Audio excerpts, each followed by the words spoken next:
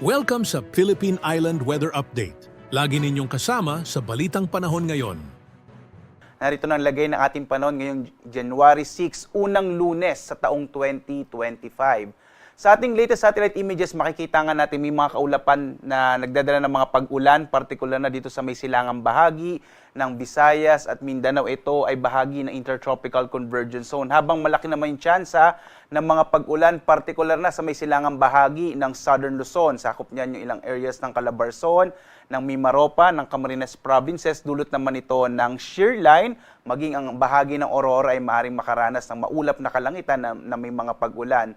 Samantala, itong northeast monsoon o hanging amihan ay magdadala pa rin ng maulap na kalangitan at mga pag-ulan, partikular na sa may bahagi naman ng Cagayan Valley Region at ng Cordillera. Inaasahan nga din natin sa mga susunod na araw ay posibleng lumakas pa itong northeast monsoon o hanging amihan, kaya posible itong bahagi, lalo na itong kanlurang bahagi ng Luzon, ay makararanas ng medyo malamig na temperatura sa mga susunod na araw. Samantala, ang Intertropical Convergence Zone, itong mga kaulapan na ito, ay maaaring magpatuloy na magdala ng mga pag-ulan, lalong-lalo na po sa may bahagi ng Eastern Visayas. Kaya iba yung pag-iingat sa mga kababayan natin, lalong-lalo na nga sa may Eastern Visayas at Eastern Mindanao, sa mga potensyal ng mga biglaang pagbaha o flash floods, at gayon din sa mga pagguho ng lupa o landslide. Samantala, base sa ating mga pinakauling datos, at least in the next 1 to 2 weeks, medyo maliit pa yung tsansa na magkaroon tayo ng bagyo sa loob ng Philippine Area of Responsibility. At sa iba pang bahagi ng ating bansa,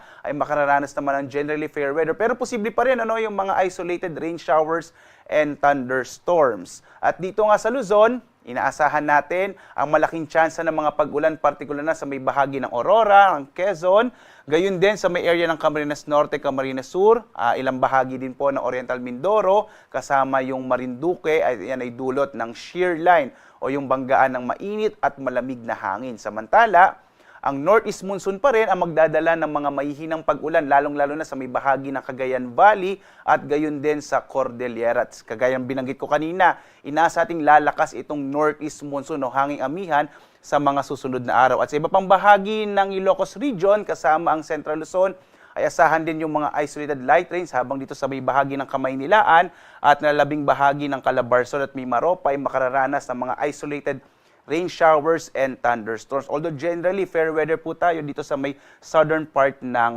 Luzon.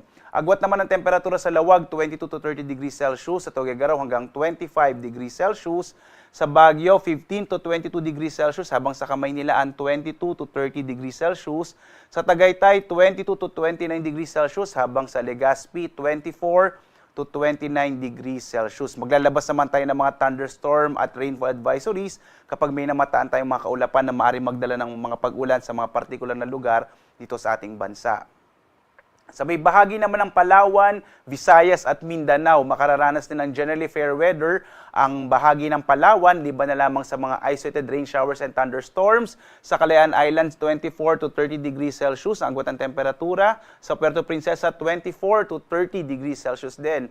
Malaki naman yung tsansa ng mga pag-ulan sa may bahagi ng Eastern Visayas. Mag-ingat po kayo, lalo na sa mga potensyal ng mga flash floods and landslide. Ito ay dulot ng epekto ng mga kaulapan na dala ng Intertropical Convergence Zone or ITCZ. Sa iba pang bahagi ng Visayas ay makararanas naman ng mga isolated rain showers and thunderstorms. Kadalasan nangyayari yan sa hapon hanggang sa gabi. Agwat ang temperatura sa Iloilo, nasa 25 to 31 degrees Celsius. Sa Cebu, 25 to 31 degrees Celsius. Habang sa Tacloban, 25 to 30 degrees Celsius.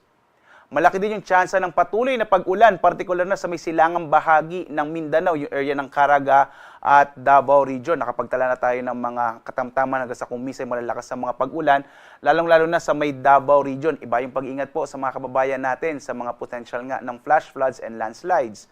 Sa nalabing bahagi naman ng Mindanao, mga isolated rain showers and thunderstorms naman yung mararanasan, dulot ng mga localized thunderstorms. Ang agwat ng temperatura sa Zamboanga nasa 24 to 33 degrees Celsius, sa Davao 24 to 32 degrees Celsius, habang sa Cagayan de Oro 24 to 31 degrees Celsius.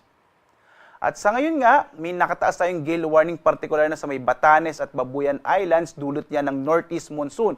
At posibleng madagdagan pa ito sa mga susunod na araw dahil nga inaasa natin na lalakas itong hanging amihan at maaaring magdala ng mga malaking pag-alon ng karagatan. Iba yung pag-ingat po, lalong-lalo na sa mga maliit na sakyang pandagat, maliit na mga bangka sa bahaging ito ng ating bansa. Lalo inaasahan nga natin yung malakas na ihip ng hanging amihan.